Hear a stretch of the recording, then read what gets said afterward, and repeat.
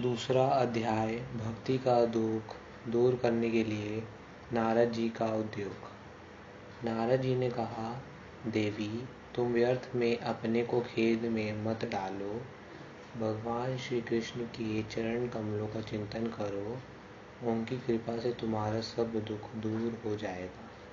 जिन्होंने कौरवों के अत्याचार से द्रौपदी की रक्षा की थी, वे श्री कृष्ण कहीं चले थोड़ी ही गए हैं। और फिर तुम तो भक्ति हो सदा उन्हें प्राणों से भी प्यारी हो। तुम्हारे बुलाने पर तो भगवान नीच जाति के लोगों के यहाँ भी चले जाते हैं, जैसे शबरी, गुहक आदि। सत्य, त्रेता, द्वापर इन तीनों युगों में तो ज्ञान और वैराग्य ही मुक्ति के साधन थे, किंतु कलयुग में तो केवल भक्ति ही मोक्ष की प्राप्ति कराने वाली है। एक बार जब तुमने श्री हरि से पूछा था कि मैं क्या करूं, तो भगवान ने तुम्हें यही आज्ञा दी थी कि तुम मेरे भक्तों का पोषण करो, और तुमने भगवान की आज्ञा स्वीकार कर ली। इसे श्री हरि तुमसे बहुत प्रसन्न हुए और तुम्हारी सेवा करने के लिए मुक्ति को दासी के रूप में और इन ज्ञान और वैराग्य को पुत्रों के रूप में तुम्हें दे दिया। जिनके हृदय अंतःकरण में निरंतर बिना अंतर के प्रेम रूपिणी भक्ति निवास करती है, वे शुद्ध अंतःकरण पुरुष स्वप्न में भी यमराज को नहीं देखते।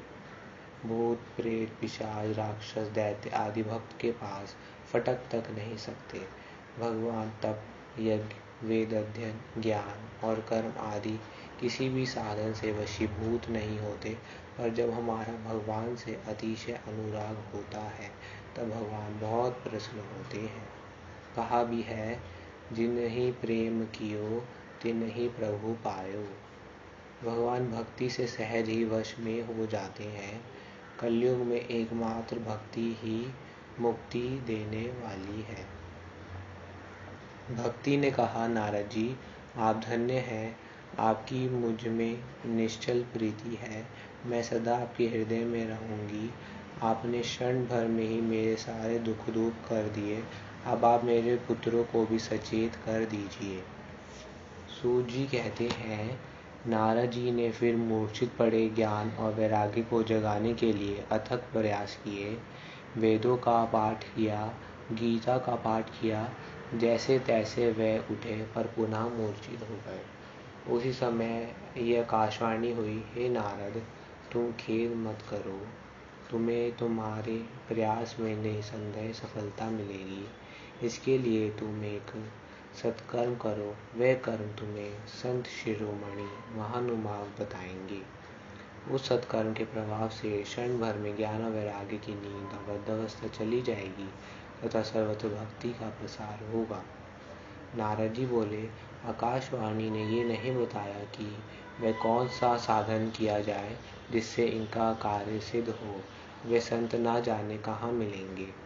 सूत जी कहते हैं, शौनक जी तब उन दोनों को वहीं छोड़कर नारद मुनि वहाँ चल पड़े और प्रत्येक तीर्थ में जाकर मार्ग में मिलने वाले मुनीश्वरों से वह साधन पूछने लगे। उनकी इस बात को सुनते तो सब थे, किंतु उसके विषय में कोई कुछ भी निश्चित उत्तर ना देता। त्रिलोकी में हाहाकार मच गया। लोग आपस में कानाफूसी करने लगे।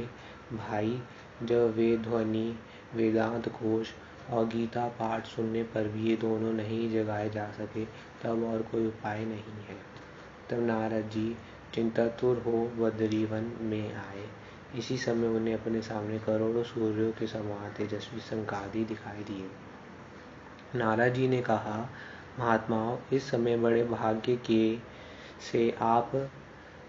से मेरा आप लोगों के साथ समागम हुआ है। आप कृपा करके शीघ्र ही वह साधन बताइए। सनकादि ने कहा, देवर्षि चिंता ना करें, मन में प्रसन्न हो। आपको आकाशवाणी ने जिस सत्कर्म का संकेत किया है उसे हम बतलाते हैं। आप प्रसन्न और समाहित चित्त होकर सुनिए। नारद जी, पंडितों ने ज्ञान यज्ञ को ही सत्कर्म का सूचक माना है। वह श्रीमद् भागवत का पारायण है, जिसका गान शुक आदि महानुभावों ने किया है। सिंह की गर्जना सुनकर जैसे भेड़िए भाग जाते हैं, उसी प्रकार श्रीमद् भागवत की ध्वनि से कलयुग के सारे दोष नष्ट हो जाएंगे। नारद जी ने कहा, महानुभावों, आपका दर्शन जीव की संपूर्ण पापों को तत्काल नष्ट कर देता है। आप निरंतर ही भगवत कथा अमृत का ही पान करते हैं। जब अनेकों जन्मों के संचित पुण्य पुंज का उदय होने से मनुष्य को सत्संग मिलता है, तब वह उसके अज्ञान जनित अंधकार का नाश करके विवेक उदय होता है।